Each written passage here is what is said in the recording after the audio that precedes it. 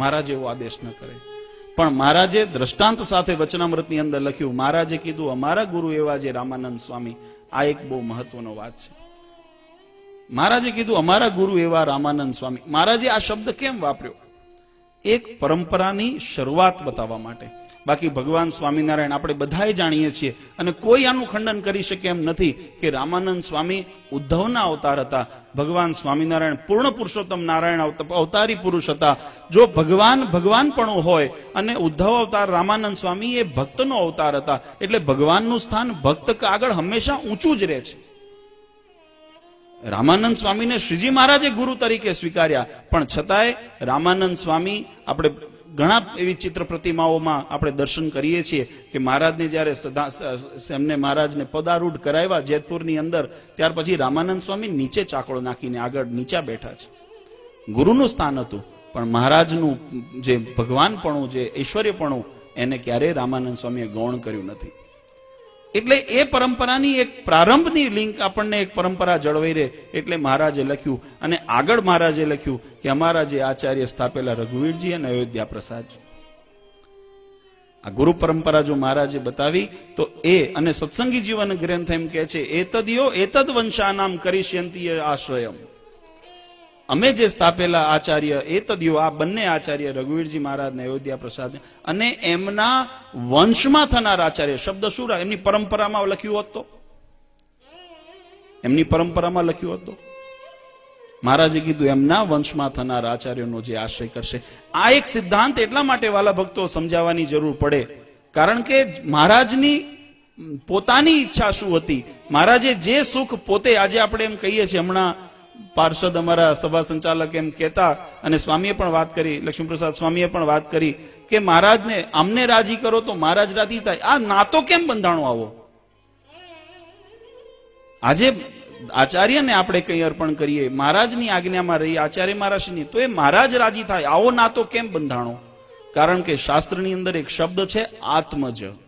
દીકરાને આત્મજ કહેવાય. પોતાની આત્માનું જ ઉત્પન્ન જે ઉપજ છે એવું જે તત્વ, એને આત્મજ કહેવાય. અને એટલા માટે પિતાની આત્મા છે એ પુત્રમાં રહેલી છે, એવું શાસ્ત્રનો સંમત છે. આ શાસ્ત્રનો મત છે.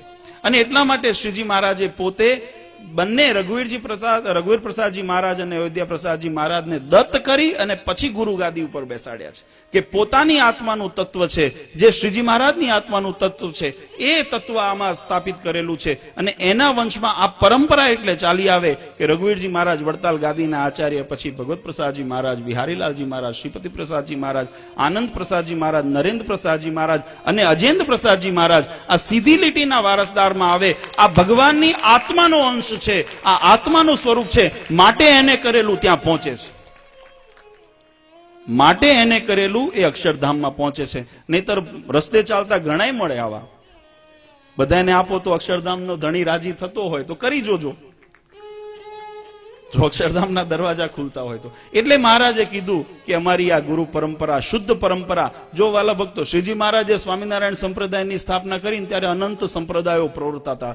કોઈ સંપ્રદાયનું ખંડન કે ટીકા નથી કરતા આપણે, પણ એક વસ્તુ નિર્ધારિત છે કે જેમાં આચરણ નહોતા, માટે મહારાજે સ્વામિનારાયણ સંપ્રદાયનું સ્થાપન કર્યું કે જેમાં શુદ્ધ આચરણ આવે છે, જેમાં શુદ્ધ ધર્મ આવે છે, જેમાં શુદ્ધ ઉપાસના આવે છે, જેમાં શુદ્ધ ભક્તિ આવે છે. ધર્મની અંદર તો આચરણ અને ઉપાસના ભક્તિ હંમેશા શુદ્ધ જ હોય છે, પણ જયારે એના અનુસારનારા, જયારે એની અંદર ભેળસેળ ભેગી કરી દે છે, એને અંદર વિકૃતતા ઉભી કરી દે છે, ત્યારે મહારાજને જરૂર પડી કે આ ધર્મને નાશ થતો હોય ત્યારે મહારાજે એક નવો ચીલો ઉભો કર્યો કે જેની અંદર માત્ર ને માત્ર આચરણનો સંપ્રદાય કર્યો. અને શુદ્ધ પવિત્ર ઉપાસના આપણી કાયમ રહે, શ્રીજી મહારાજનો આદેશ કાયમ રહે. એટલે મહારાજના વચનથી, શિક્ષાપત્રીના માધ્યમ, વચનામૃતના માધ્યમથી મહારાજે બીજું આ ગુરુ પરંપરા જાણવાનું કીધું. ત્રીજું મહારાજે કીધું પોતાના ઈષ્ટદેવનો સર્વોપરી મહિમા જાણી રાખો. ભગવાનને જો ભગવાનમાં જો પ્રતીતિ ન થઈ હોય ને વાલા ભક્તો, તો ભક્તિ માર્ગ ક્યારેય સફળ નથી થતો.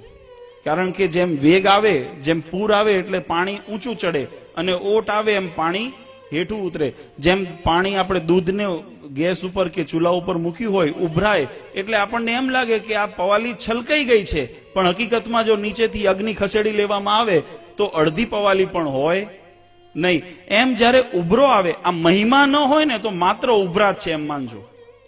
જો ભગવાનનો સર્વોપરી મહિમા અને નિષ્ઠા ભગવાનના સ્વરૂપમાં નથી અને આપણે આવા ઉત્સવની અંદર આનંદ કરીએ છીએ ને તો આ ઉભરા છે. પણ જો વાસ્તવમાં નક્કર આપણાની અંદર જો